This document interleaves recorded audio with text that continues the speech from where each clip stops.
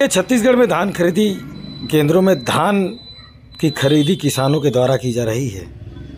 मौला मानपुर से एक सनसनीखेज खबर सामने आ रही है कि किस तरह से बिना धान लाए ही किसान के खाते में लाखों रुपए आ गए हैं। तो चलिए मामला का खुलासा करते हुए आपको सीधा मौला मानपुर ज़िले के अंतर्गत ले चलते हैं। एक धान खरीदी केंद्र जहां पर किसान ने ना धान लाया है और ना किसी प्रकार की कोई मजदूरी की है, फिर भी उसके खाते में लाखों रुपए कैसे आ गए, किस तरह से साठ-गांठ अधिकारियों की यहां पर चल रही है और शासन को चूना लगाया जा रहा है। आइए।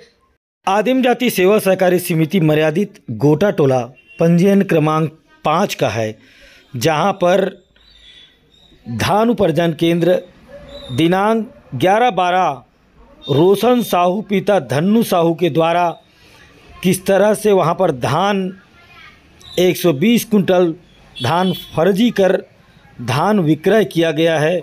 उसी प्रकार दिनांक 10/12/2024 को कंवलजीत पिता तिजऊ के नाम पर 139 कट्टा 50.60 कुंटल धान रोशन के द्वारा ही फर्जी कर हस्ताक्षर धान विक्रय किया गया और जिसकी भुगतान फाइल डाटा द्वारा भेजा जा चुका है और उसका पूरा भुगतान किसान के खाते में आ गया है। किस तरह से धान खरीदी केंद्र में कर्मचारियों ने और अधिकारियों के द्वारा लापरवाही कर इस तरह के छोटे छोटे घोटाले कर सरकार को लाखों रुपए का जो नुकसान किया जा रहा है।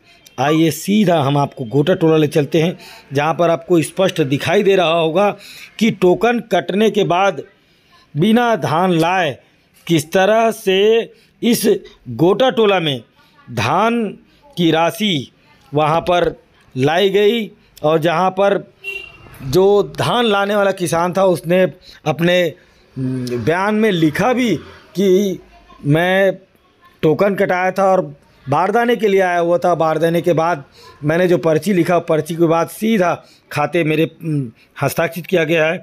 आवेदक के द्वारा किस तरह से लापरवाही की गई, जांच अधिकारी अभी तक सुस्त बने हुए हैं। कलेक्टर, एसडीएम और यहां तक कि बैंक पर भी पूरी इसकी जानकारी दी गई है, मगर अभी तक शासन और प्रशासन ने अधिकारियों पर कोई कार्रवाई नहीं की। आखिर ऐसा क्यों?